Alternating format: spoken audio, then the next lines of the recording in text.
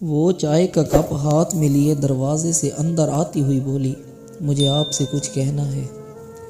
اینک کتاب پر رکھتے ہوئے میں نے پلٹ کر کہا، ہاں کیوں نہیں، بولو کیا بات ہے۔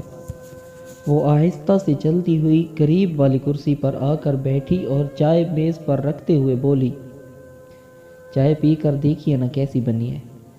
اس سے پہلے کہ میں چائے پی کر بتاتا کہ کیسی بنی ہے، میں نے اس بات کا جاننا ضروری سمجھا کہ وہ کہنا کیا چاہتی تھی۔ کیا بات، پہلے وہ تو بتا دو۔ ارے پہلے چائے چکھ کر بتائیے کیسی بنی ہے، بات بھی بتا دوں گی۔ کون سا میں کہیں بھاگ کر جا رہی ہوں؟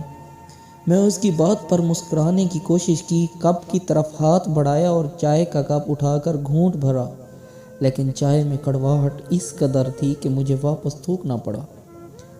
چلاتے ہوئے پوچھا، یہ کیا ہے؟ چائے بنانی نہیں آتی تمہیں؟ یہ کیسی چائے بنائی ہے، اتنی کڑوی، اتنی کڑوی۔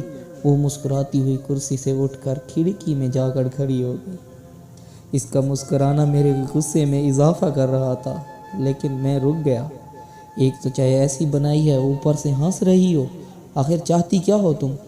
وہ مسکراتی ہوئی پلٹی اور بولی کچھ نہیں، بس اتنا بتانا تھا کہ آپ کا لہجہ اس چائے سے زیادہ کڑوا ہے۔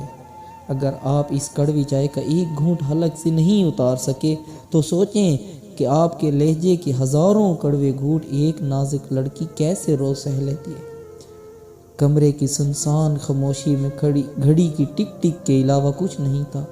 وہ چائے کا کپ لے کر دروازے سے نکل گئی اور میں ایک زندہ لاش کی مانند نہ جانے رات کے کس پہر تک یہی سوچ رہا تھا کہ اتنا کڑوا، اتنی کڑواہٹ، کیا سچ میں؟